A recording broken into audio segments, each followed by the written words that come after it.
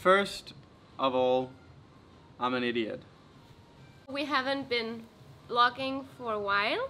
There is a good explanation to why. So it was Valentine's Day and we decided to go out for dinner. So we went to this fancy restaurant and we sat next to this couple. They had the table next to us. An older couple, can you say that without being... They were 66. I think if you're 66, you're categorized as older. Yeah. We got a lot of wine and eventually the couple invited us home to their apartment. Very epic apartment. We had a lot of fun, but then Joen made a bet. I'm having a challenge with my friend George, and the deal is who can be up for the longest time. We're pretty drunk, but the deal is that none of us are going to sleep until we lose. So is that the deal? Sleeping? I thought you just pass out. The fucking deal is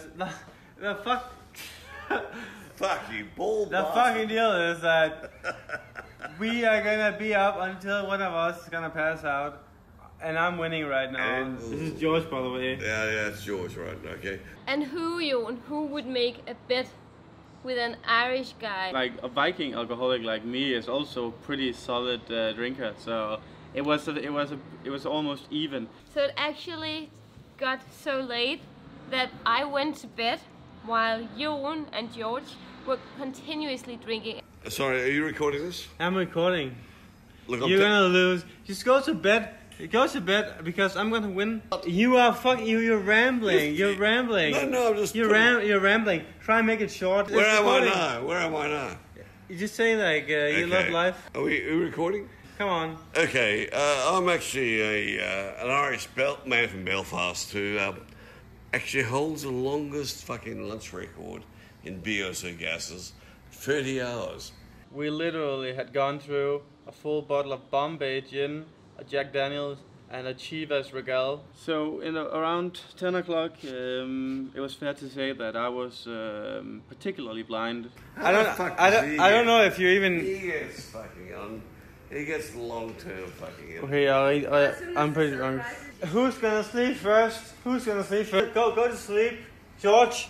Go to sleep. Fuck you. Well, I'll fuck you up. No, I'll win. The importance of the bet came pretty quickly to an end with this. You fucking hemorrhaging of the finger. I grabbed for a new cider, did the classic, you know. The bottle I was opening with, it didn't have a lid on, and that's when the head cracked and it penetrated my finger. I figured the best thing we could do was just to put some patch on and take Joen home. I don't know who won the bet, by the way. It wasn't actually until 24 hours later that we actually went to the hospital. We got to the hospital. Basically, he told us that everything's good, there's no residual glass, tendon's fine. And then the next day, I got the invoice. I randomly read it through and it said, might have to come back, maybe some residual glass. So we went back to the hospital. How are you feeling? Fine, but in a minute, I'll be squealing like a pig.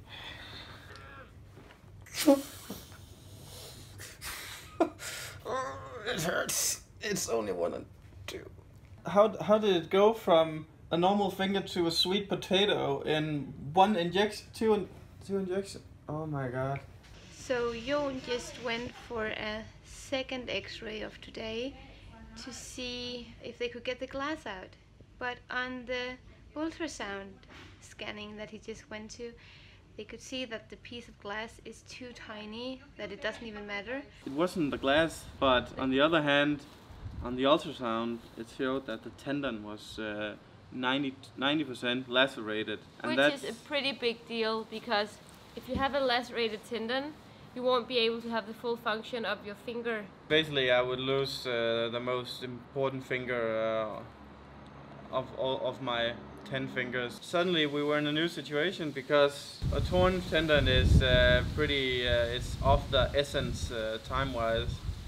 So that's when the hospital said, okay, you need to go to surgery. I was waiting at the Noosa private hospital because they didn't have a private surgeon. But they were arranging a bed and a surgeon at a public hospital. We drove there. When we got there, they didn't have no record of me being supposed to come in. So we just had to start from scratch. And then there was this surgeon he was on his way home, so he was wearing like... And he really just wanted to go home. Yeah. He came and talked to us and had a quick look at Joen's finger, and he was like, okay, I will not do it today, but I will find an appointment Monday or Tuesday, because that's the latest. When it's a tendon like that, it's quite important that you fix it in a certain amount of time. And we were like, okay, if that's how it is, we're gonna work with that. But then he came back with all the paperwork, and then he said, okay, so I won't be able to do it before Friday, maybe later. And when he said that, we were like, oh. That's not an option. I was like, screw that, we need surgery right away. We were only there for like an hour or something. But frustrated as the situation was, because, you know, our Airbnb host randomly, the husband of our Airbnb host was a surgeon. A retired surgeon. And we talked to, like, we asked, like, do they know any hospitals that could help us? And he was like, oh, this is very important, time is of the essence. And then he called Royal Brisbane Hospital, which is another public hospital. This was like after maybe 11, 12 hours in the hospital, like waiting at hospitals.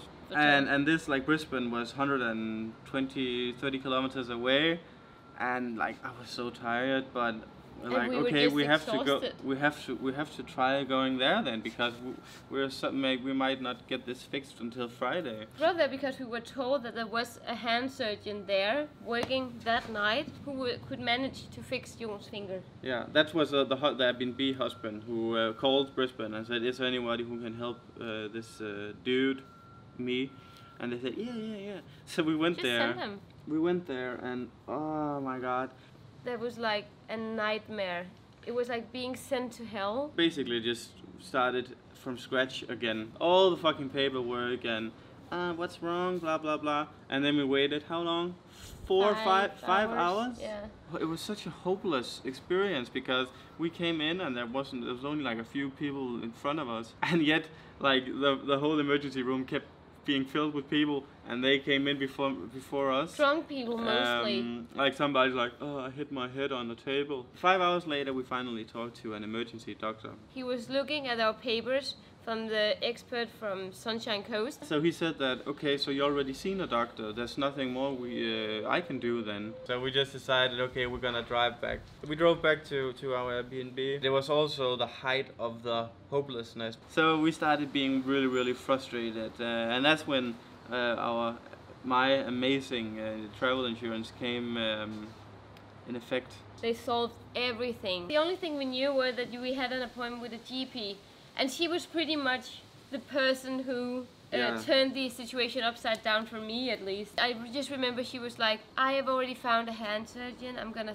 transfer you there, I'm gonna make sure that he can do it. And then she said the magical words, if he can't do it tomorrow, there will be another one who can do it tomorrow. Trust me, you don't have to worry about this anymore.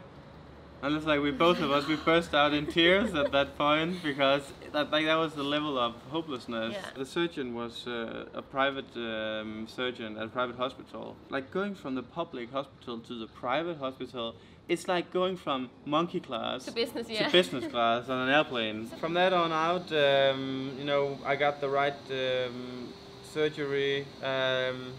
Everything went well with my hand. But we were still facing a new problem. Because after Joen's surgery, we realized that this situation there is not good for driving a car.